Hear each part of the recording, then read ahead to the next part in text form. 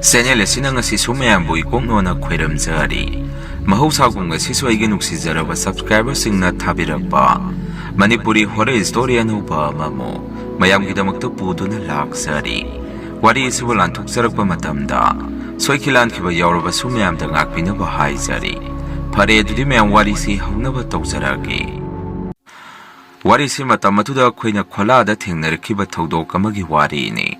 Matamto lamta thani duna sen thungi mathau yamna tabane imung manungsu phibam taraktabadagi aise langphaida hajira suba chatpa taakhi aise amaromda mangausu khara thi aduna imungi mina aise lamda thabak suba chatke haibase yamna su sawi maru oina aigi nupina su yade adu masaya saida thabak to aphangba dum pungtau da taw ada chatkanu haidana dum ngangi wafam dugi namakta maga iga se khanaba su yawi aina mangonda yamna su sawi aina thabak suba chatke haibada mana yadabagi yapsangi isa singi purit phiron anauba amamam to oiragasu thonbiningi aduna ichataba yadabani hairami aigi nupina so mo sumna khumai chatpudi chalu aduda nangi mathong huktaba thaba ama hek tawbududani mayamna kinarisi khangde aigi di babada hainau hairamaga aigi nupi sudum chatkhi aibu pokpiba baba su changaga sumna hangai ibungo karaidano nangna chatke hairibo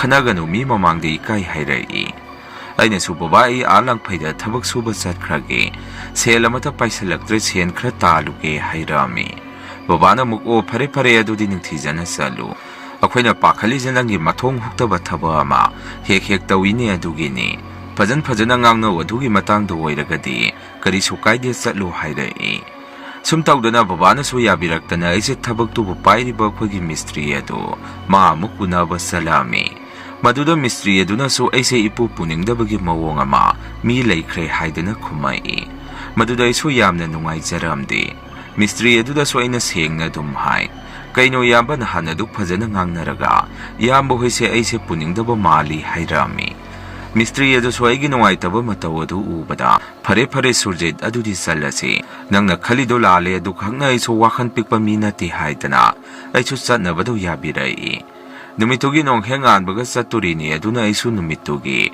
numidang du yumda posai phirona singbadu nungalaga chatnaba loisalami chakhra sathoga ise dum tumme aina tumthakhiba aduda aigi mangse numitu yamna nungairamde Laikhidaba imadu urami aduga ise khutchamaga magi manakta purini haidina ise koipu pupirami adumna mangda kibasing adu urabadina isu tumthabasi yaramde nongalamdai pung ahum madaida ise mikap thoraga phamungda mitpangaga hiptuna lei ai mikap thore haibase agi nupina su khangaba khangde aingonda dada kaidawrage nonganbaga chatui natro nasada waning hek tungkho yadro hairai aisu soramuktang sangna hondokse aduga mangonda sumna hai imado mangdo urami langphaida chalamdai sida tahuidira khangde aigi nupina somuk adu natragana chaluranu hairai aina mu madumaksu nungaite yamna wana ngangnaragani satoisi yaksang kuisilaktre nangi cha singi phurit phi anauba amamam tong oiraga su thonbiningi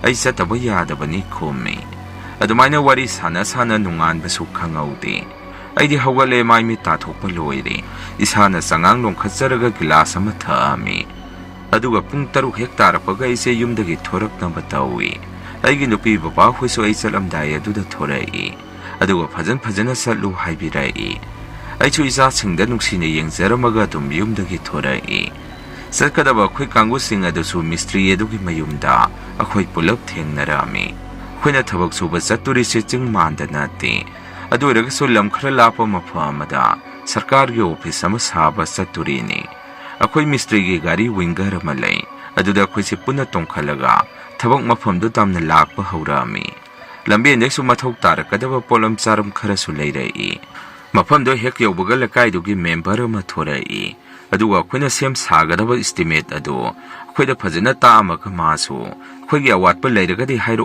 haidana magi phone number adu piramaga dum satki mafamdugi oiba hairagadi pura lamhangni aduga khara chalaga water reservoir gi asoba tanki amaso adaida sarga leiba urami mafam adaida khoina leigadaba khola amasu semgalami aduga numitugi oina su sagon se numit ka oirambaga khoigi mistri adu mapok numisu tai sagon se numisu oi haidana hawai oina thongkatlami lakminariba marakta Haridas haidana yu yamna pamba ahal ama yawi mana aingonda yu thausi haidana haurisi kuirabani aduda hek thunglabaga yu thirusi haidana adubu aidi tali lakpada ngairi mistri na chairakani haijabani adubu ahal aduna sumaigonda gigi takmanbadagi aduda ibani se moi meyam chak thongingai ngayaktang swailong na mangami adaidu su yumga tadabaga yamna sangna chatpa tarami Sumibani se khongna lakpasida ngasai water reservoir ki achauba tanki makhong adai yaurakpada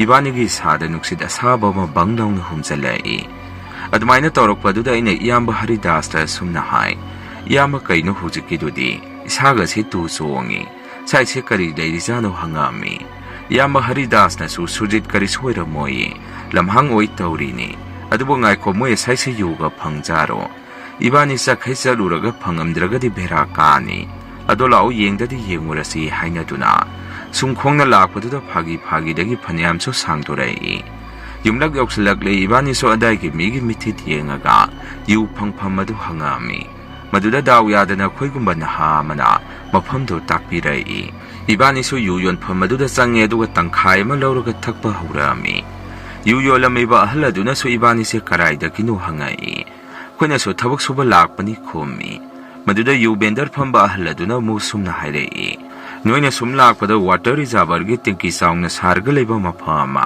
noi lalga laktro adugi mafam do yamna sathiba zakani adaida mi laitri se ahum mari mukti surabani adaida nupi ma thokpani madu hek thengnaruraba mi du de adum hingdre aduna noi adaida leibada cheksalu hairei ahal adugi wadu da bender aduda yu thamba moi kharaso adum nokpi tawi maduda khoiso thajage tawrambadu kitang thaja phalamde tabutabu hoi tamakte dum tarami pungsu numidangi mapan tarakpadagi ibani si yugi sendu pitho amaga dudagi halakna butawi maduda bender phamba haladuna muksumna hairei noi mekhet amadi aigi sitagi puko hangidoi se adai de hui phok sattabani noi anina hankidoi du kijadro hangai khoini su yudo ngawrabani na hera kari su tawroi khoilakpada loina cheng khradabani hairamaga Pereng tureng isada yamna nungai bu mut amada amuk ibani se halak minarami iyamba Haridas soina sumna hangi iyamba moina haidu bu sumdoi zaro haidana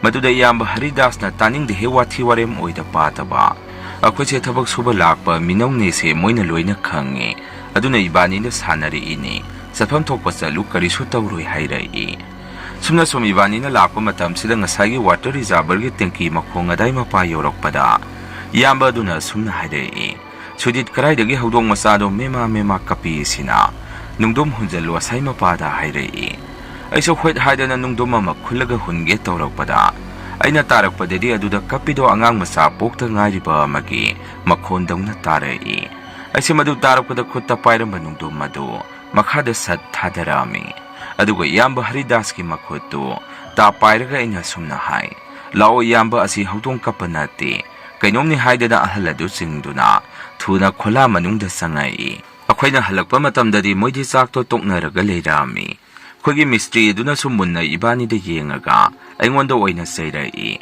suje nangi adugi mawongdani akhoina nang puningdrisi nangna haijaman baduda tawrabani ibonoi matung manau thabak phangoi ko haidana aingonda oina seirakhi aisu makhatana khumdre tumina leijarami Yamba Haridas ibani su chakto puna saminaraga tumnaba tawi mayam su lamsang lakpagi wana duna tumnaba loina honarami mayam che hek tumthana khibaga hek ki matung amuk phuk hauganarami aduga as kainomni hek kainoma tawre hainarai konadi puna mikap thoraga sumna hainarami mangda angang phatabadu urami khola manungda sangai hainarai khoi mistri aduna so sumna khumai Hujikidudi ngaine khoi mayam ki mangdabo zamana na uriba saise mowang amani sigi maise asi muthat kanu asi dum than se tummo khoi sukyam na lairi sibu kari su tawroi mana ngamba ya puti haidai madudagi mayam se muk mahi amuk tum thanarami nungalaga thabak to pai ba haure moyadagi mina so khoi ubada mamito khana yengai thabak to ayuk muk sure numidang wairam muk ngahak surami numida warim tasalakpa duda iyamba Haridas haidana aiga lakpaga yu thakminaruba ahaladu mana ingonda muk yu do thausi haurai numitude aina mangwanda sumna hai iyamba ay ngasidi satlaroy, nang mi ama hawraga saluro, mina ngangbase ayso taba nungayti, ayso mafam asida laise ay ginupi ang ngangi, mo'y khalaga lakpani, saurano ay satpangamoy hayrami. Maduda maso ay ngwanda ngarang-ngarang ngamaga matom da satki, ay di madumakti tahoning dabani salagaso, miya magaloy na nasalhaning bani. Koy mistri na sway ngwanda haridas karay da sa kre hangay, ay nasusiheng na dumkomi, madi yutak pa sa krabani, ay ngwanda horambani ay di talele haure hayrami. Koy mistri da so hekta isaw langay, noy si puning dabani aduni hayda na ay sutumi na heklay jare.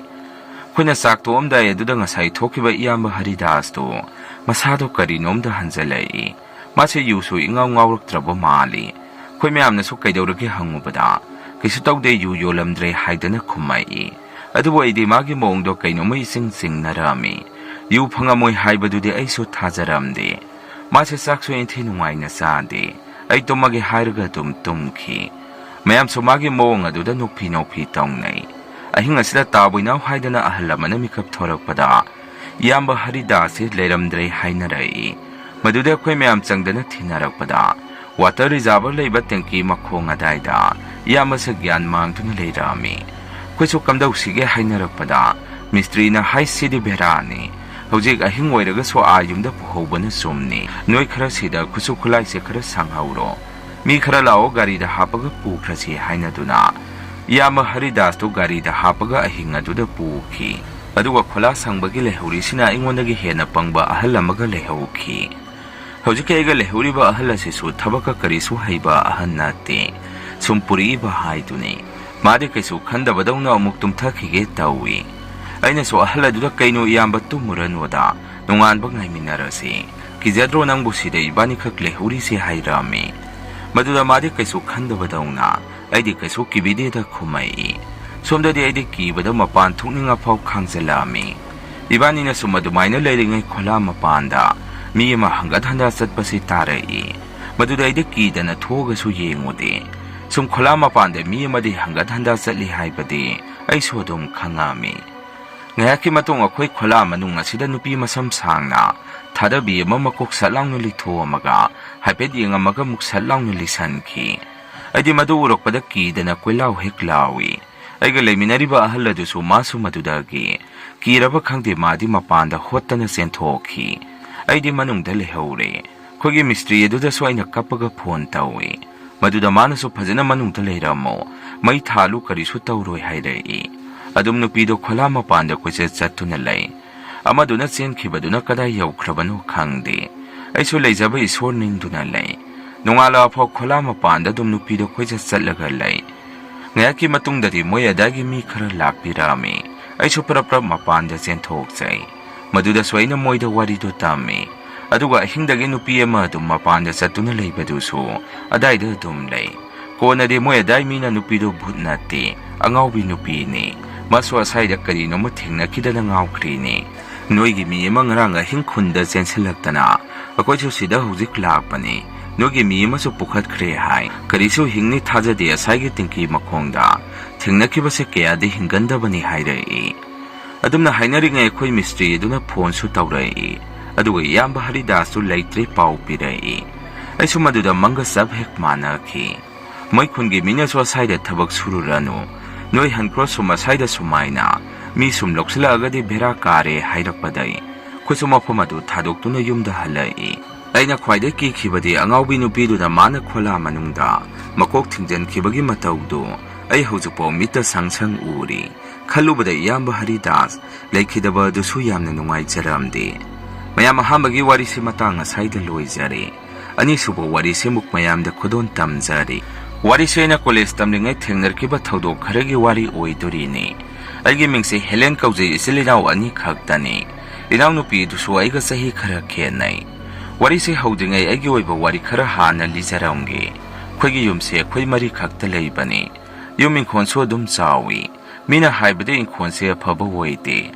Mi kway na layba nga mo'y haiba sina anambani. In kolas da hek hongjan baga ipu o boksu laykidabani hai. Babaso matsanupi amaga makwaya ni kaktani. Kari marungi nung kang de maybi akang hay yeng bada. Babasi matsa tangi hai duna. Hekta hayrak hibalay. Angang yaruga so seksana senabiyo. ꯌꯥꯝꯅ ꯌꯦꯡꯁꯤꯟꯕ ꯍꯥꯏꯕꯗꯨ ꯑꯣꯏ ꯑꯗꯨꯃꯥꯏꯅ ꯍꯦꯛꯇ ꯍꯥꯏꯔꯛꯏ ꯏꯃꯥꯒ ꯕꯕꯥꯒꯁꯨ ꯑꯉꯥꯡ ꯑꯣꯏꯕ ꯉꯝꯗꯗꯅ ꯆꯍꯤ 6ꯃꯨꯛ ꯂꯩꯈꯤ ꯍꯥꯏ ꯃꯁꯤꯒꯤ ꯃꯇꯨꯡ ꯑꯩꯁꯨ ꯄꯣꯛꯈꯤꯕꯅꯤ ꯍꯥꯏ ꯑꯗꯨꯅ ꯑꯩꯁꯦ ꯌꯥꯝꯅ ꯂꯨꯅꯁꯨ ꯇꯧꯕꯤꯔꯝꯃꯤ ꯑꯉꯥꯡ ꯑꯣꯏꯔꯤꯉꯩꯗꯒꯤ ꯍꯧꯅ ꯑꯩꯁꯦ ꯑꯁꯣꯛꯄꯟ ꯌꯥꯝꯅ ꯊꯣꯛꯈꯤꯕꯖꯥꯠꯅꯤ ꯑꯩꯅ ꯆꯍꯤ 3 ꯁꯨꯔꯛꯄ ꯃꯇꯝꯗ ꯑꯩꯈꯣꯏꯒꯤ ꯌꯨꯝ ꯃꯊꯛ ꯑꯁꯤꯗ ꯑꯩꯁꯦ ꯂꯩꯔꯝꯃꯤ ꯍꯥꯏ ꯑꯗꯨꯁꯨ ꯃꯇꯥꯏꯗ ꯇꯥꯒꯗꯕꯒꯤ ꯃꯑꯣꯡꯗ ꯂꯩꯔꯝꯕꯗ ꯃꯌꯥꯝꯅ ꯊꯦꯡꯅꯔꯛꯈꯤꯕꯅꯤ ꯍꯥꯏ ꯑꯗꯨꯅ ꯏꯃꯥ ꯕꯕꯥꯅꯁꯨ ꯄꯥꯈꯠꯇꯅ ꯑꯩꯕꯨ ꯁꯦꯟꯅꯅꯕ ꯃꯤꯁꯨ ꯊꯅꯝꯃꯤ ꯏꯃꯥ ꯕꯕꯥꯁꯨ ꯊꯕꯛ ꯂꯣꯏꯅ ꯆꯠꯄꯅ ꯑꯩꯗꯤ ꯄꯤꯛꯂꯤꯕꯅꯤꯅ ꯏꯃꯥ ꯄꯣꯛꯄ ꯏꯕꯣꯛꯁꯦ ꯌꯨꯝ ꯑꯁꯤꯗ ꯑꯗꯨꯝ ꯂꯩꯍꯟꯈꯤ ꯍꯥꯏ ꯏꯕꯣꯛꯁꯨ ꯑꯍꯟ ꯑꯣꯏꯕꯅꯤꯅ ꯁꯦꯟꯅꯕ ꯉꯝꯃꯛꯇꯕꯗꯒꯤ ꯃꯤ ꯑꯃꯁꯨ ꯊꯅꯝꯃꯤ ꯑꯩꯅ ꯆꯍꯤ 10 ꯍꯦꯛ ꯁꯨꯕꯗꯒꯤ ꯁ꯭ꯀꯨꯜꯒꯤ ꯕꯣꯔꯗꯤꯡꯗ ꯑꯗꯨꯝ ꯂꯩꯔꯛꯏ ꯑꯩꯅ ꯑꯃꯨꯛ ꯆꯍꯤ 15 ꯁꯨꯔꯛꯄꯗ ꯏꯅꯥꯎꯅꯨꯄꯤ ꯑꯃꯃꯨꯛ ꯐꯪꯖꯔꯝꯃꯤ ꯁꯤꯂꯩꯅꯥ ꯑꯣꯏꯔꯒꯁꯨ ꯄꯨꯟꯅ ꯂꯩꯃꯤꯟꯅꯕꯗꯤ ꯀꯌꯥ ꯐꯪꯉꯛꯇꯦ ꯄꯤꯁꯛ ꯄꯤꯛꯏꯉꯩꯗꯒꯤ ꯍꯧꯅ ꯕꯣꯔꯗꯤꯡꯗ ꯑꯗꯨꯝ ꯊꯝꯃꯛꯈꯤꯕꯅ ꯁꯨꯇꯤ ꯂꯩꯕ ꯃꯇꯝ ꯅꯠꯇꯅ ꯌꯨꯝꯗ ꯂꯩꯕ ꯐꯪꯉꯝꯗꯦ ꯑꯩꯅ ꯑꯃꯨꯛ ꯀ꯭ꯂꯥꯁ 12 ꯂꯣꯏꯕꯒ ꯑꯩꯅ ꯄꯥꯝꯖꯔꯤꯕ ꯂꯥꯏꯟꯗ ꯇꯝꯃꯨꯅꯕ ꯑꯃꯨꯛ ꯆꯥꯟꯗꯤꯒꯔꯗ ꯇꯝꯕ ꯇꯥꯈꯤ ꯑꯩꯈꯣꯏ ꯕꯣꯔꯗꯤꯡꯗ ꯂꯩꯃꯤꯟꯅꯔꯛꯄ ꯏꯃꯥꯟꯅꯕꯤ ꯑꯅꯤ ꯑꯃꯁꯨ ꯆꯥꯟꯗꯤꯒꯔꯗ ꯇꯝꯅꯤ ꯍꯥꯏꯔꯛꯄꯗ ꯑꯩꯁꯨ ꯌꯥꯝꯅ ꯍꯔꯥꯎꯖꯩ ꯁꯨꯝꯅ ꯑꯦꯟꯇ꯭ꯔꯥꯟꯁ ꯑꯦꯛꯖꯥꯝ ꯊꯥꯕꯗ ꯈꯜꯂꯛꯄꯗꯒꯤ ꯑꯩꯈꯣꯏ ꯑꯍꯨꯝꯁꯨ ꯑꯦꯗꯃꯤꯁꯟ ꯇꯧꯕꯒꯤ ꯏꯃꯨꯡ ꯃꯅꯨꯡꯒ ꯆꯠꯇꯨꯅ ꯑꯦꯗꯃꯤꯁꯟ ꯍꯥꯟꯅ ꯇꯧꯔꯛꯑꯝꯃꯤ ꯃꯁꯤꯒꯤ ꯃꯇꯨꯡ ꯑꯩꯈꯣꯏꯅ ꯂꯩꯗꯣꯔꯤꯕ ꯍꯣꯁꯇꯦꯜ ꯀꯔꯤ ꯀꯔꯥ ꯂꯣꯏꯅ ꯌꯦꯡꯉꯕ ꯃꯇꯨꯡ ꯑꯩꯈꯣꯏꯁꯨ ꯌꯨꯝꯗ ꯑꯃꯨꯛ ꯍꯜꯂꯛꯏ ꯀ꯭ꯂꯥꯁ ꯍꯧꯕꯒ ꯑꯃꯨꯛ ꯑꯩꯈꯣꯏ ꯑꯍꯨꯝ ꯆꯪꯃꯤꯟꯅꯗꯣꯔꯤꯅꯤ ꯑꯩꯅ ꯆꯥꯟꯗꯤꯒꯔ ꯆꯪꯉꯨꯕ ꯅꯨꯃꯤꯠ 5ꯅꯤ ꯋꯥꯠꯂꯤꯉꯩ ꯏꯅꯥꯎꯅꯨꯄꯤꯗꯨ ꯌꯨꯝꯗ ꯄꯨꯔꯛꯇꯨꯅ ꯑꯩꯅ ꯆꯪꯗ꯭ꯔꯤ ꯐꯥꯎꯗꯤ ꯂꯩꯃꯤꯟꯅꯔꯛꯑꯝꯃꯤ ꯁꯨꯝꯅ ꯑꯩꯁꯨ ꯆꯥꯟꯗꯤꯒꯔꯒꯤ ꯍꯣꯁꯇꯦꯜ ꯑꯗꯨꯗ ꯑꯃꯨꯛ ꯂꯥꯛꯄ ꯍꯧꯔꯛꯑꯝꯃꯤ ꯁꯤꯗꯒꯤꯅꯦ ꯑꯉꯛꯄ ꯑꯀꯤꯕ ꯃꯌꯥꯝ ꯑꯃ ꯊꯦꯡꯅꯔꯛꯇꯣꯔꯤꯁꯤ ꯍꯣꯁꯇꯦꯜꯒꯤ ꯔꯨꯝ ꯑꯃꯗ ꯃꯤ 2 ꯈꯛꯇ ꯂꯩꯍꯜꯂꯛꯑꯝꯃꯤ ꯏꯃꯥꯟꯅꯕꯤ ꯊꯥꯖꯒ ꯑꯩꯒꯗꯤ ꯔꯨꯝ ꯄꯨꯜꯂꯤ ꯑꯗꯨꯒ ꯄꯨꯔꯅꯤꯃꯥꯗꯤ ꯑꯇꯣꯞꯄ ꯔꯨꯝ ꯑꯃꯗ ꯗꯦꯜꯂꯤꯗꯒꯤ ꯅꯨꯄꯤ ꯑꯃꯒ ꯔꯨꯝꯗꯣ ꯄꯨꯜꯂꯛꯑꯝꯃꯤ ꯑꯩꯁꯨ ꯃꯐꯝ ꯑꯗꯨꯗ ꯍꯦꯛ ꯂꯩꯕꯒ ꯍꯣꯁꯇꯦꯜꯒꯤ ꯆꯥꯛ ꯏꯟꯁꯥꯡꯗꯣ ꯆꯥꯕꯗ ꯀꯌꯥ ꯍꯩꯅꯔꯝꯗꯦ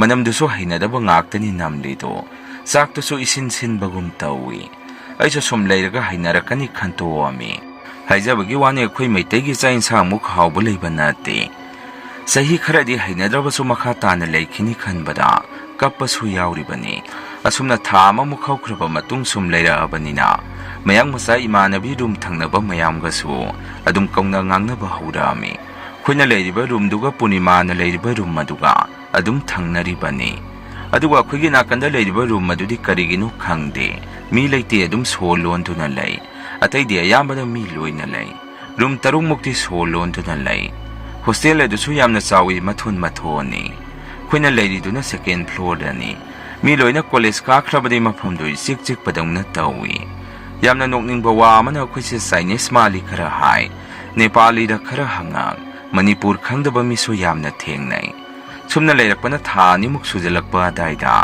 ꯍꯥꯟꯅꯗꯤ ꯑꯩꯈꯣꯏꯁꯦ ꯉꯟꯇꯥꯅ ꯇꯨꯝꯂꯝꯕꯅꯤ ꯑꯗꯨꯕꯨ ꯃꯇꯝ ꯑꯗꯨꯗꯗꯤ ꯀꯣꯔꯤꯌꯥ ꯁꯦꯔꯤꯌꯜꯁꯤ ꯌꯥꯝꯅ ꯌꯦꯡꯅꯔꯤꯉꯩ ꯃꯇꯝ ꯑꯣꯏꯕꯅ ꯑꯩꯈꯣꯏꯁꯨ ꯑꯃ ꯌꯦꯡꯉꯨꯕꯗꯒꯤ ꯊꯦꯡꯅ ꯇꯨꯝꯕ ꯍꯥꯏꯕꯗꯨ ꯑꯣꯏꯔꯛꯈꯤ ꯍꯌꯦꯡꯗꯤ ꯁꯨꯇꯤ ꯂꯩꯒ ꯍꯥꯏꯔꯒꯗꯤ ꯅꯨꯃꯤꯗꯥꯡ ꯊꯦꯡꯅ ꯐꯤꯂꯝꯗꯨ ꯑꯗꯨꯝ ꯌꯦꯡꯗꯣꯔꯤꯅꯤ ꯅꯣꯡꯃꯗꯤ ꯊꯥꯖ ꯏꯕꯥꯅꯤꯁꯨ ꯐꯤꯂꯝ ꯌꯦꯡꯕꯗ ꯆꯥꯅꯕ ꯑꯆꯥꯄꯣꯠꯀ ꯂꯩꯔꯒ ꯌꯦꯡꯉꯛꯑꯝꯃꯤ ꯄꯨꯡ 11ꯒ ꯇꯥꯁꯜꯂꯛꯄ ꯑꯗꯥꯏꯗ ꯑꯩꯗꯤ ꯇꯨꯝꯅꯤꯡꯕ ꯐꯥꯎꯔꯛꯄꯗꯒꯤ ꯇꯨꯝꯅꯕ ꯇꯧꯔꯁꯤ ꯑꯩꯗꯤ ꯇꯨꯝꯅꯤꯡꯕꯅ ꯌꯥꯗ꯭ꯔꯦ ꯍꯥꯏꯔꯨꯕꯗ ꯊꯥꯖꯅ ꯑꯁ ꯉꯜꯂꯤ ꯏꯄꯤꯁꯣꯗ ꯑꯃꯇꯪꯒ ꯌꯦꯡꯈꯤꯁꯤ ꯍꯥꯏꯔꯛꯏ ꯇꯨꯝꯅꯤꯡꯗꯅꯕ ꯖꯨꯁꯀ ꯄꯨꯁꯜꯂꯛꯇꯨꯅ ꯊꯛꯆꯜꯂꯣ ꯏꯄꯤꯁꯣꯗ ꯑꯃ ꯌꯦꯡꯉꯒ ꯇꯣꯛꯑꯁꯤ ꯍꯥꯏꯔꯛꯏ ꯑꯩꯁꯨ ꯖꯨꯁꯇꯣ ꯊꯛꯅ ꯊꯛꯅ ꯃꯤꯠꯁꯦ ꯇꯨꯝꯅꯤꯡꯃꯟꯕꯗꯒꯤ ꯎꯏꯕ ꯍꯧꯔꯛꯑꯕ ꯀꯥꯟꯗꯨꯅꯤ ꯃꯇꯝ ꯑꯗꯨꯗ ꯊꯪꯅꯕ ꯔꯨꯝꯗꯒꯤ ꯗꯣꯛ ꯗꯣꯛ ꯂꯥꯎꯅ ꯊꯤꯜꯂꯛꯄ ꯃꯈꯣꯜ ꯑꯃ ꯇꯥꯕꯗꯒꯤ ꯏꯕꯥꯅꯤꯁꯦ ꯈꯪꯄ꯭ꯔꯦꯛ ꯈꯪꯉꯛꯑꯝꯃꯤ ꯀꯩꯅꯣꯅꯦ ꯊꯦꯡꯉꯀꯥꯟꯁꯤꯗ ꯀꯩꯗꯧꯔꯤꯕꯖꯥꯠꯅꯣ ꯈꯜꯂꯛꯑꯝꯃꯤ ꯁꯨꯝꯅ ꯅꯨꯃꯤꯠꯇꯨꯗꯤ ꯀꯔꯤꯁꯨ ꯈꯟꯗꯅ ꯇꯨꯝꯊꯅꯔꯦ ꯅꯣꯡꯉꯥꯟꯕꯒꯗꯤ ꯁꯨꯇꯤ ꯂꯩꯕꯅꯤꯅ ꯁꯣꯄꯤꯡ ꯆꯠꯂꯛꯑꯝꯃꯤ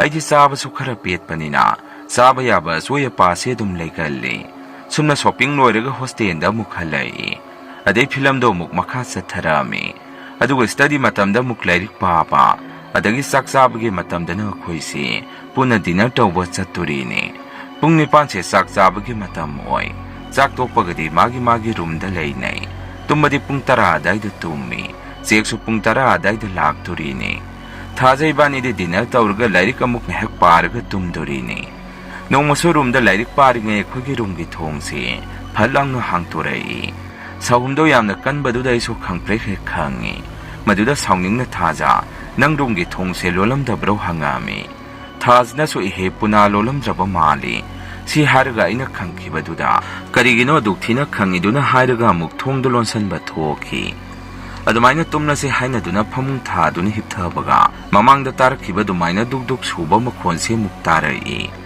ꯊꯥꯖꯅꯁꯨ ꯀꯩꯗꯧꯔꯤꯅꯣ ꯍꯥꯏꯕꯅꯤꯗ ꯇꯨꯝꯒꯦ ꯂꯩꯇꯦ, ꯊꯪꯅꯕ ꯀꯥꯗ ꯄꯦꯟꯇꯤꯡꯒ ꯊꯦꯜꯂꯤꯕꯖꯥꯔꯣ, ꯗꯣꯛ ꯗꯣꯛ ꯁꯨꯝ ꯇꯧꯔꯤꯁꯤꯅ ꯍꯥꯏꯔꯛꯏ꯫ ꯑꯩꯅꯁꯨ ꯑꯣꯏꯔꯝꯒꯅꯤꯅ ꯇꯨꯝꯃꯣ ꯌꯥꯔꯦ ꯍꯥꯏꯗꯅ ꯇꯨꯝꯃꯝꯃꯤ꯫ ꯍꯥꯟꯅꯗꯤ ꯑꯩꯈꯣꯏꯁꯨ ꯀꯔꯤꯁꯨ ꯈꯜꯂꯨꯗꯦ, ꯑꯗꯨꯒ ꯅꯣꯡꯃ ꯅꯣꯡꯃꯒꯤ ꯀꯩꯒꯨꯝꯕ ꯃꯇꯧ ꯑꯃ ꯇꯧꯕ ꯍꯧꯔꯛꯏ꯫ ꯅꯣꯡꯃꯁꯨ ꯂꯥꯏꯔꯤꯛ ꯄꯥꯗꯨꯅ ꯂꯩꯔꯤꯉꯩ ꯐ꯭ꯂꯣꯔ ꯑꯁꯤꯗ ꯀꯅꯥꯅꯣꯃ ꯈꯨꯅꯤꯡ ꯋꯥꯡꯕꯤ ꯇꯣꯡꯉꯒ ꯀꯣꯛ ꯀꯣꯛ ꯍꯪꯒꯠ ꯍꯟꯗ ꯆꯠꯄꯒꯨꯝ ꯃꯈꯣꯟ ꯇꯥꯔꯛꯑꯝꯃꯤ꯫ ꯃꯗꯨꯗ ꯊꯥꯖꯅ ꯀꯅꯥ ꯑꯣꯏꯔꯤꯕꯖꯥꯠꯅꯣ, ꯍꯨꯔꯥꯜꯂꯒ ꯄꯥꯔꯇꯤ ꯆꯠꯇꯣꯏꯖꯥꯔꯥ, ꯊꯣꯡꯗꯒꯤ ꯍꯨꯔꯥꯜꯂꯒ ꯀꯅꯥꯅꯣ ꯌꯦꯡꯉꯨꯁꯤꯔ ꯍꯥꯏꯔꯛꯏ꯫ ꯑꯩꯅꯁꯨ ꯑꯁ ꯇꯨꯃꯤꯟꯅ ꯂꯩꯌꯣ ꯅꯪꯅ ꯃꯔꯣꯜ ꯑꯃ, ꯁꯨꯝꯕꯗ ꯊꯋꯥꯏ ꯌꯥꯎꯕꯁꯤꯅ ꯍꯥꯏꯔꯨꯕꯗ ꯊꯥꯖꯅ ꯑꯃꯨꯛ ꯊꯋꯥꯏ ꯌꯥꯎꯕꯒꯤ ꯅꯠꯇꯦ, ꯈꯣꯟꯊꯤ ꯆꯥꯔꯒꯗꯤ ꯄꯨꯂꯞ ꯆꯥꯃꯤꯟꯅꯗꯣꯏꯅꯤ, ꯑꯗꯨ ꯃꯤꯁꯛꯇꯣ ꯈꯪꯉꯒꯗꯤ ꯃꯃꯤꯡꯗꯣ ꯍꯥꯏꯕ ꯌꯥꯏꯗꯅ, ꯑꯗꯨꯒꯤꯅꯤ ꯈꯨꯝꯃꯛꯏ꯫ ꯑꯗꯨꯒ ꯃꯄꯥꯟꯗ ꯆꯠꯄꯒꯤ ꯃꯈꯣꯟ ꯇꯥꯔꯤꯕ ꯑꯗꯨꯁꯨ ꯑꯗꯨꯝ ꯀꯣꯛ ꯀꯣꯛ ꯆꯠꯇꯨꯅ ꯂꯩ꯫ ꯊꯥꯖꯁꯨ ꯆꯠꯈꯤꯗꯤ ꯀꯣꯛ ꯆꯠꯈꯤꯒꯦꯗꯤ ꯂꯩꯇꯦ, ꯇꯥꯅꯤꯡꯗꯦ ꯑꯗꯨꯝ ꯆꯠꯇꯅ ꯂꯩ ꯍꯥꯏꯗꯅ ꯑꯃꯨꯛ ꯂꯥꯏꯔꯤꯛꯇ ꯃꯥꯏ ꯑꯣꯟꯁꯤꯜꯂꯛꯑꯝꯃꯤ꯫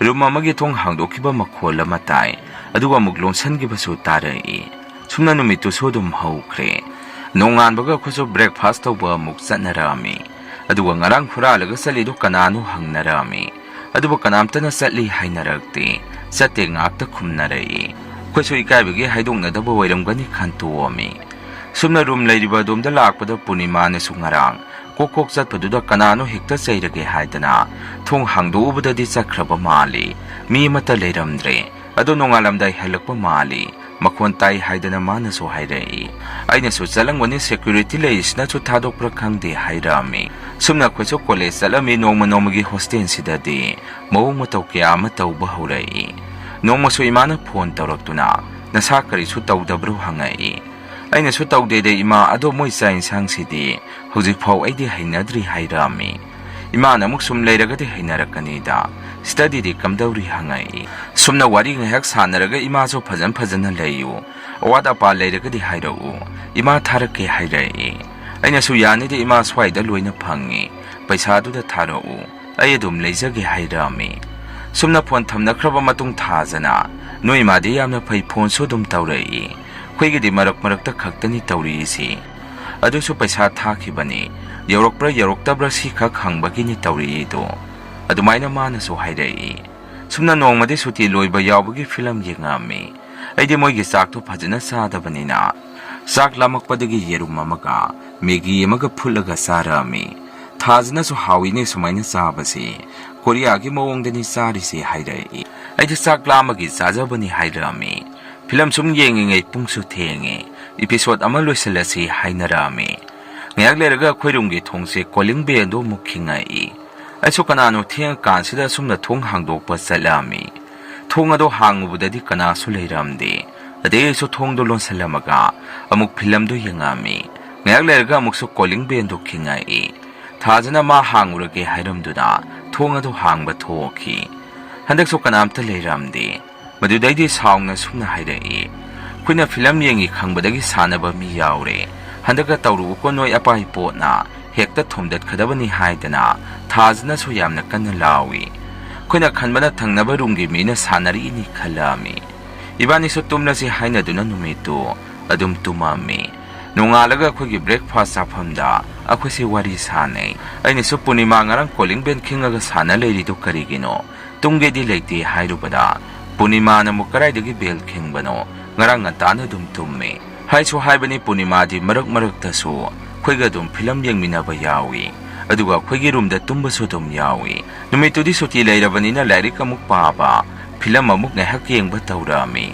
ꯑꯗꯨꯒ ꯍꯣꯁꯇꯦꯜ ꯑꯁꯤꯁꯨ ꯔꯨꯝꯒꯤ ꯀꯣꯂꯤꯡ ꯕꯦꯜꯁꯤ ꯑꯗꯨꯝ ꯈꯤꯡꯉꯦ ꯍꯥꯏꯗꯅ ꯀꯝꯄ꯭ꯂꯦꯟ ꯇꯧꯅꯕ ꯍꯧꯔꯛꯏ꯫ ꯑꯩꯈꯣꯏ ꯃꯁꯦꯟ ꯑꯃꯅ ꯑꯃꯗ ꯂꯣꯏꯅ ꯆꯤꯡꯅꯕ ꯍꯥꯏꯕꯗꯨ ꯑꯣꯏꯔꯛꯑꯝꯃꯤ꯫ ꯅꯣꯡꯃꯁꯨ ꯏꯃꯥꯒ ꯐꯣꯟ ꯋꯥꯔꯤ ꯁꯥꯟꯅꯔꯤꯉꯩ ꯃꯤ ꯀꯞꯄ ꯃꯈꯣꯟ ꯇꯥꯔꯛꯏ꯫ ꯑꯩꯅ ꯏꯃꯥꯗ ꯀꯅꯥꯅꯣ ꯀꯞꯄꯤꯗꯨꯅ, ꯑꯩꯈꯣꯏ ꯇꯣꯟ ꯌꯨꯝꯗ ꯂꯥꯛꯄ꯭ꯔꯣ ꯍꯪꯉꯝꯃꯤ꯫ ꯃꯗꯨꯗ ꯏꯃꯥꯅ ꯂꯥꯛꯇꯦꯗ, ꯀꯅꯥꯝꯇ ꯀꯞꯇꯦ ꯍꯥꯏꯔꯛꯏ꯫ ꯑꯗꯨꯒ ꯑꯩꯗꯤ ꯀꯞꯄꯁꯦ ꯁꯨꯝ ꯇꯥꯕꯗꯒꯤ ꯏꯃꯥ ꯐꯣꯟꯗꯣ ꯊꯝꯃꯒꯦ ꯍꯥꯏꯗꯅ ꯐꯣꯟꯗꯣ ꯊꯝꯗꯨꯅ ꯀꯞꯄꯤꯗꯣ ꯀꯗꯣꯝꯗꯩꯅꯣ ꯈꯜꯂꯤꯉꯩ ꯃꯈꯣꯜ ꯑꯗꯨ ꯑꯩꯒꯤ ꯐꯃꯥꯡꯗ ꯂꯩꯔꯤꯕ ꯃꯥꯏꯀꯩ ꯑꯗꯣꯝꯗꯒꯤ ꯇꯥꯔꯛꯏ꯫ ꯑꯩꯁꯨ ꯀꯩꯅꯣꯅꯦ ꯍꯥꯏꯗꯅ ꯆꯪꯁꯤꯟꯗꯨꯅ ꯌꯦꯡꯉꯤ, ꯑꯗꯨꯕꯨ ꯀꯞꯂꯤꯕ ꯑꯗꯨꯗꯤ ꯑꯩꯈꯣꯏꯒꯤ ꯔꯨꯝꯗꯒꯤ ꯑꯣꯏꯔꯝꯗꯦ꯫ ꯑꯩꯁꯨ ꯅꯥꯀꯣꯡꯁꯦ ꯐꯛꯂꯥꯡꯗ ꯇꯞ ꯅꯞꯁꯟꯗꯨꯅ ꯇꯥꯔꯛꯑꯝꯃꯤ꯫ ꯑꯗꯨꯝꯅ ꯂꯩꯔꯤꯉꯩꯗꯨꯗ ꯀꯔꯤꯅꯣ ꯇꯧꯔꯤꯗꯨꯅ ꯍꯥꯏꯗꯅ ꯊꯥꯖꯅ ꯍꯪꯉꯛꯏ꯫ ꯑꯩꯁꯨ ꯏꯅꯥꯛꯇ ꯂꯩꯔꯝꯕꯗꯨꯗ ꯈꯪꯗꯨꯅ ꯂꯥꯎꯏ ꯑꯩꯒꯤ ꯃꯑꯣꯡ ꯑꯗꯨꯗ ꯃꯥꯗꯤ ꯅꯣꯛꯑꯒ ꯂꯩ ꯑꯩꯁꯨ ꯁꯥꯎꯅꯤꯡꯕꯣꯏ ꯄꯥꯈꯠꯄꯣꯏ ꯅꯌꯥꯗꯨ ꯍꯤꯒꯠꯀꯅꯨ ꯃꯤ ꯀꯞꯄ ꯃꯈꯣꯜ ꯑꯃ ꯇꯥꯕꯒꯤꯅꯤ ꯑꯩꯅ ꯇꯧꯔꯤꯁꯤ ꯍꯥꯏꯔꯨꯕꯗ ꯃꯥꯅꯁꯨ ꯀꯗꯥꯏꯅꯣ ꯍꯥꯏꯁꯦ ꯑꯩꯗꯤ ꯇꯥꯗꯦ ꯍꯥꯏꯔꯛꯏ ꯑꯩꯅꯁꯨ ꯅꯪꯗꯤ ꯀꯗꯥꯏꯗꯒꯤ ꯇꯥꯅꯤ ꯅꯥꯈꯣꯛꯀꯩ ꯇꯨꯝꯃꯒ ꯍꯥꯏꯔꯛꯑꯝꯃꯤ ꯑꯁꯨꯝꯅ ꯃꯇꯝ ꯈꯔꯁꯨ ꯍꯧꯈ꯭ꯔꯦ ꯑꯩꯈꯣꯏ ꯑꯦꯛꯖꯥꯝ ꯃꯌꯥꯒꯤ ꯂꯥꯏꯔꯤꯛ ꯀꯟꯅ ꯄꯥꯅꯔꯤꯕ ꯃꯇꯝꯅꯤ ꯊꯥꯖ ꯏꯕꯥꯅꯤꯁꯨ ꯂꯥꯏꯔꯤꯛ ꯄꯥꯗꯨꯅ ꯂꯩꯔꯤꯉꯩ ꯀꯣꯂꯤꯡ ꯕꯦꯟꯁꯦ ꯑꯃꯨꯛ ꯈꯤꯡꯉꯛꯏ ꯊꯥꯖꯅ ꯄꯨꯔꯅꯤꯃꯥ ꯑꯣꯏꯔꯝꯒꯅꯤ ꯉꯁꯥꯏ ꯂꯥꯛꯅꯤ ꯍꯥꯏꯔꯝꯕꯅꯤ ꯍꯥꯏꯗꯅ ꯊꯣꯡ ꯑꯗꯨ ꯍꯥꯡꯉꯝꯃꯤ ꯑꯗꯨꯕꯨ ꯀꯅꯥꯃꯠꯇ ꯂꯩꯔꯝꯗꯦ ꯑꯍꯨꯝꯂꯛ ꯃꯔꯤꯔꯛꯁꯦ ꯑꯗꯨꯃꯥꯏꯅ ꯀꯣꯂꯤꯡ ꯕꯦꯜ ꯈꯤꯡꯉꯛꯑꯒ ꯊꯣꯡꯁꯦ ꯍꯥꯡꯉꯨꯔꯒꯅ ꯀꯅꯥꯝꯇ ꯂꯩꯔꯝꯗꯕ ꯑꯗꯨꯗ ꯁꯥꯎꯅꯤꯡꯕ ꯑꯃ ꯄꯣꯛꯑꯝꯃꯤ ꯍꯟꯗꯛꯁꯨ ꯑꯃꯨꯛ ꯈꯤꯡꯉꯛꯄꯗꯨꯗꯗꯤ ꯊꯥꯖꯁꯨ ꯊꯣꯡꯗꯨ ꯍꯥꯡꯉꯒ ꯃꯥꯒꯤ ꯁ꯭ꯂꯤꯞꯄꯔꯗꯨ ꯄꯥꯏꯈꯠꯂꯒ ꯊꯣꯡꯒꯦ ꯇꯧꯔꯨꯕꯗ ꯄꯨꯔꯅꯤꯃꯥꯗꯨ ꯑꯣꯏꯔꯛꯑꯝꯃꯤ ꯄꯨꯔꯅꯤꯃꯥꯁꯨ ꯀꯔꯤꯅꯣ ꯇꯧꯔꯤꯗꯨꯅ ꯍꯥꯏꯔꯝꯗꯨꯅ ꯔꯨꯝꯗ ꯃꯥꯁꯨ ꯆꯪꯉꯛꯏ ꯊꯥꯖꯅ ꯏꯕꯦꯝꯃ ꯉꯁꯥꯏꯗꯩꯅꯤ ꯊꯣꯡꯁꯦ ꯀꯣꯂꯤꯡ ꯕꯦꯜ ꯈꯤꯡꯗꯨꯅ ꯑꯩꯈꯣꯏꯒꯤꯗ ꯁꯥꯟꯅꯔꯛꯏꯁꯤ ꯑꯗꯨꯒꯤ ꯁꯥꯎꯗꯅ ꯊꯣꯡꯒꯦ ꯇꯧꯕꯅꯤ ꯅꯪ ꯑꯣꯏꯔꯝꯕꯒꯤ ꯇꯣꯛꯄꯤꯔꯕꯅꯤ ꯉꯁꯥꯏꯗꯒꯤ ꯇꯧꯔꯤꯗꯣ ꯅꯪꯗꯤ ꯅꯠꯇꯦꯀꯣ ꯍꯥꯏꯔꯨꯕꯗ ꯄꯨꯔꯅꯤꯃꯥꯅꯁꯨ ꯌꯥꯔꯦ ꯋꯥꯊꯤ ꯇꯧꯔꯅꯨ ꯇꯥꯅꯤꯡꯗꯦ ꯍꯥꯏꯔꯒ ꯁ꯭ꯇꯗꯤ ꯇꯧꯐꯝꯗ ꯃꯥꯁꯨ ꯑꯗꯨꯝ ꯆꯪꯈꯤ ꯁꯨꯝꯅ ꯅꯣꯡꯃꯗꯤ ꯁꯨꯇꯤꯁꯨ ꯂꯩꯔꯦ ꯐꯤꯂꯝꯗꯨ ꯏꯄꯤꯁꯣꯗ ꯌꯥꯝꯗ꯭ꯔꯕꯅꯤꯅ ꯂꯣꯏꯁꯤꯜꯂꯁꯤ ꯍꯥꯏꯅꯗꯨꯅ ꯄꯨꯔꯅꯤꯃꯥꯗ ꯐꯣꯟ ꯇꯧꯔꯒ ꯀꯧꯔꯛꯑꯝꯃꯤ ꯑꯩꯈꯣꯏ ꯑꯍꯨꯝ ꯏꯄꯤꯁꯣꯗꯁꯤꯡꯗꯣ ꯂꯣꯏꯁꯤꯟꯅꯕ ꯌꯦꯡꯂꯤꯉꯩ ꯃꯤ ꯀꯞꯄꯒꯤ ꯃꯈꯣꯜ ꯑꯃꯃꯨꯛ ꯇꯥꯔꯛꯏ ꯃꯗꯨꯗ ꯊꯥꯖꯅ ꯀꯅꯥꯅꯣꯃ ꯀꯞꯄꯗꯧꯅ ꯇꯥꯗ꯭ꯔꯣ ꯇꯥꯕ꯭ꯔꯣ ꯅꯕꯥꯅꯤ ꯍꯪꯉꯛꯏ ꯃꯣꯏ ꯑꯁꯣꯝꯗ ꯑꯣꯏꯔꯝꯒꯅꯤ ꯍꯥꯏꯗꯅ ꯑꯩꯗꯤ ꯊꯋꯥꯏ ꯏꯁꯥ ꯁꯥꯗꯅ ꯑꯩꯒꯤ ꯕꯦꯠꯇ ꯆꯪꯁꯤꯟꯗꯨꯅ ꯐꯪꯂꯥꯡꯗ ꯇꯞ ꯅꯞꯁꯟꯗꯨꯅ ꯅꯥꯀꯣꯡ ꯊꯥꯡꯖꯤꯟꯗꯨꯅ ꯑꯃꯨꯛ ꯇꯥꯔꯛꯑꯝꯃꯤ ꯄꯨꯔꯅꯤꯃꯥꯗꯤ ꯑꯩꯒꯤ ꯃꯑꯣꯡꯗꯨꯗ ꯅꯣꯛꯇꯨꯅ ꯀꯔꯤꯅꯣ ꯇꯧꯔꯤꯗꯨꯅ ꯍꯥꯏꯗꯅ ꯃꯥꯗꯤ ꯅꯣꯛꯑꯒ ꯂꯩ ꯊꯥꯖꯗꯤ ꯑꯩꯅ ꯂꯩꯔꯤꯕꯗꯨꯗ ꯆꯪꯁꯤꯜꯂꯛꯇꯨꯅ ꯃꯥꯁꯨ ꯅꯥꯀꯣꯡ ꯊꯥꯡꯖꯤꯜꯂꯒ ꯇꯥꯔꯛꯑꯝꯃꯤ ꯃꯈꯣꯜ ꯑꯗꯨ ꯃꯤ ꯂꯩꯇꯕ ꯔꯨꯝ ꯑꯗꯨꯗꯒꯤꯅꯤ ꯑꯩꯅ ꯃꯤ ꯂꯩꯅꯗꯕ ꯔꯨꯝꯗꯒꯤ ꯀꯞꯄ ꯃꯈꯣꯟ ꯇꯥꯔꯤꯁꯤꯕꯨ ꯀꯩꯅꯣ ꯍꯩꯅꯈꯤꯗ꯭ꯔꯦ ꯑꯩꯗꯤ ꯍꯥꯏꯔꯨꯕꯗ ꯊꯥꯖꯅ ꯃꯣꯏꯁꯦ ꯇꯝꯅꯔꯤꯕ ꯍꯥꯏꯗꯣ ꯑꯣꯏꯔꯤꯕ ꯖꯥꯔꯣ ꯄꯨꯔꯅꯤꯃꯥꯅꯁꯨ ꯆꯪꯉꯛꯇꯨꯅ ꯀꯩꯗꯧꯏ ꯍꯥꯏꯔꯤꯅꯣ ꯍꯪꯉꯛꯏ ꯑꯩꯈꯣꯏꯅꯁꯨ ꯅꯪꯁꯨ ꯇꯥꯔꯒ ꯌꯦꯡꯉꯣ ꯍꯥꯏꯔꯛꯑꯝꯃꯤ ꯃꯥꯁꯨ ꯇꯥꯔꯕ ꯖꯥꯠꯅꯤ ꯃꯗꯨꯗ ꯅꯨꯄꯤꯗꯣ ꯌꯥꯝꯅ ꯄꯦꯟꯗꯅ ꯀꯞꯄꯒꯤ ꯃꯑꯣꯡꯗ ꯇꯧꯏ ꯃꯗꯨꯗ ꯑꯩꯁꯨ ꯐꯃꯨꯡꯁꯤꯗ ꯊꯪꯅꯕꯒ ꯑꯣꯏꯔꯦ ꯑꯩꯗꯤ ꯌꯥꯝꯅ ꯇꯥꯅꯤꯡꯗꯕ ꯍꯥꯏꯕꯗꯣ ꯄꯣꯛꯑꯝꯃꯤ ꯄꯨꯔꯅꯤꯃꯥꯅꯁꯨ ꯊꯥꯖꯒꯤ ꯐꯃꯨꯡꯁꯤꯒ ꯅꯪꯒꯤ ꯐꯃꯨꯡꯗꯨꯒ ꯊꯥꯡꯖꯤꯟꯅꯔꯒ ꯄꯨꯂꯞ ꯇꯨꯃꯤꯟꯅꯧ ꯍꯥꯏꯔꯛꯏ ꯑꯩꯅꯁꯨ ꯌꯥꯔꯣꯏꯍꯦ ꯆꯦꯛ ꯂꯥꯛꯄꯗ ꯀꯔꯤꯒꯤꯅꯣ ꯍꯪꯉꯛꯀꯅꯤ ꯄꯨꯔꯅꯤꯃꯥꯅ ꯑꯃꯨꯛ ꯑꯗꯨ ꯑꯣꯏꯔꯒꯅ ꯕꯨꯠꯁꯤꯒ ꯋꯥꯔꯤ ꯁꯥꯅ ꯑꯗꯨ ꯑꯣꯏꯔꯒꯗꯤ ꯍꯦꯛ ꯇꯨꯝꯃꯨ ꯐꯥꯒꯤ ꯇꯧꯔꯛꯏ ꯑꯩꯈꯣꯏ ꯑꯍꯨꯝꯁꯨ ꯅꯣꯛꯑꯝꯃꯤ ꯑꯗꯨꯝꯅ ꯂꯩꯔꯤꯉꯩ ꯐꯛꯂꯥꯡ ꯑꯗꯨꯗ ꯗꯣꯡ ꯗꯣꯡ ꯑꯃꯨꯛ ꯊꯤꯜꯂꯛꯏ ꯑꯗꯩ ꯑꯩꯈꯣꯏ ꯑꯍꯨꯝꯁꯦ ꯀꯤꯗꯅ ꯊꯥꯖꯒꯤ ꯐꯃꯨꯡꯗ ꯆꯦꯟꯁꯤꯜꯂꯛꯑꯝꯃꯤ ꯅꯨꯃꯤꯠꯇꯨꯗꯒꯤ ꯑꯗꯨꯝ ꯍꯣꯁꯇꯦꯜꯁꯦ ꯇꯝꯅꯩ ꯍꯥꯏꯕ ꯑꯗꯨꯝ ꯈꯪꯉꯛꯑꯝꯃꯤ ꯑꯗꯨꯅ ꯊꯦꯡꯅ ꯐꯤꯂꯝ ꯌꯦꯡꯉꯒ ꯂꯩꯕꯁꯨ ꯀꯤꯕꯗꯒꯤ ꯐꯤꯂꯝ ꯌꯦꯡꯕꯁꯨ ꯇꯣꯛꯑꯝꯃꯤ ꯅꯣꯡꯃꯩꯅ ꯇꯨꯝꯂꯤꯉꯩ ꯌꯥꯝꯅ ꯀꯟꯅ ꯃꯉꯥꯛꯅꯕ ꯑꯃ ꯌꯥꯎꯈꯤ ꯃꯪꯁꯤꯗ ꯔꯨꯝ ꯑꯃꯗ ꯑꯩꯈꯣꯏ ꯄꯨꯟꯅ ꯂꯩ ꯍꯥꯏꯗꯅ ꯎꯏ ꯔꯨꯝ ꯑꯗꯨꯗ ꯅꯨꯄꯤ ꯑꯃ ꯍꯥꯟꯅꯗꯒꯤ ꯂꯩꯔꯝꯕꯁꯤ ꯑꯩꯒꯤ ꯃꯪ ꯑꯗꯨꯗ ꯎꯔꯛꯑꯝꯃꯤ ꯃꯣꯏ ꯑꯇꯩꯗ ꯎꯕ꯭ꯔꯥ ꯍꯪꯕꯗ ꯎꯗꯦ ꯈꯨꯝꯃꯛꯏ ꯑꯩ ꯈꯛ ꯎꯕꯗ ꯑꯩꯁꯨ ꯀꯤꯕꯗꯒꯤ ꯔꯨꯝ ꯑꯗꯨꯗꯒꯤ ꯊꯣꯔꯛꯑꯒ ꯋꯥꯁꯔꯨꯝꯗ ꯆꯪꯉꯨꯕꯗ ꯅꯨꯄꯤꯗꯨꯅ ꯑꯃꯨꯛ ꯋꯥꯁꯔꯨꯝꯗ ꯂꯩꯔꯝꯕꯗꯒꯤ ꯑꯩꯅ ꯀꯤꯅ ꯂꯥꯎꯔꯨꯕꯗ ꯈꯧꯔꯤꯁꯦ ꯃꯦꯜꯂꯛꯄꯗꯒꯤ ꯑꯩꯁꯦ ꯌꯥꯝꯅ ꯀꯟꯅ ꯃꯩꯉꯥꯛꯅꯔꯛꯑꯝꯃꯤ ꯊꯥꯖꯅ ꯍꯧꯗꯣꯛꯄꯤꯔꯛꯏ ꯀꯩꯗꯧꯔꯤꯅꯣ ꯑꯗꯨꯛ ꯊꯤꯅ ꯃꯩꯉꯥꯛꯅꯔꯤꯗꯨꯅ ꯍꯪꯉꯛꯏ ꯑꯩꯁꯨ ꯃꯪꯒꯤ ꯋꯥꯔꯤꯗꯣ ꯃꯉꯣꯟꯗ ꯇꯝꯃꯛꯑꯝꯃꯤ ꯅꯨꯃꯤꯠꯇꯨꯗꯒꯤ ꯀꯤꯗꯅ ꯊꯥꯖ ꯏꯕꯥꯅꯤ ꯑꯗꯨꯝ ꯇꯨꯝꯃꯤꯟꯅꯩ ꯋꯥꯁꯔꯨꯝ ꯆꯪꯕ ꯐꯥꯎꯕ ꯀꯤꯕ ꯐꯥꯎꯔꯛꯑꯝꯃꯤ ꯔꯨꯝꯒꯤ ꯕꯦꯜ ꯈꯤꯡꯉꯛꯄ ꯅꯨꯄꯤ ꯑꯃꯅ ꯀꯞꯄ ꯑꯗꯨꯃꯥꯏꯅ ꯑꯗꯨꯝ ꯇꯧꯏ ꯅꯣꯡꯃꯁꯨ ꯑꯩꯁꯦ ꯑꯍꯤꯡ ꯃꯤꯀꯞ ꯊꯣꯔꯛꯑꯝꯃꯤ ꯊꯥꯖꯗꯤ ꯌꯥꯝꯅ ꯀꯟꯅ ꯇꯨꯝꯂꯤ ꯄꯨꯡꯁꯨ 12 ꯍꯦꯜꯂꯝꯃꯤ ꯋꯥꯁꯔꯨꯝ ꯆꯪꯅꯤꯡꯃꯟꯕꯗꯒꯤ ꯑꯩꯁꯦ ꯃꯤꯀꯞ ꯑꯗꯨꯝ ꯊꯣꯔꯛꯑꯝꯃꯤ ꯑꯩꯁꯨ ꯊꯥꯖꯕꯨ ꯍꯧꯗꯣꯛꯑꯝꯃꯤ ꯋꯥꯁꯔꯨꯝ ꯆꯪꯉꯨꯁꯤ ꯍꯥꯏꯗꯅ ꯃꯥꯁꯨ ꯇꯥꯗꯤ ꯇꯥꯔꯒ ꯍꯧꯒꯠꯅꯤꯡꯗꯕ ꯃꯇꯥꯡ ꯑꯣꯏꯕꯒꯤ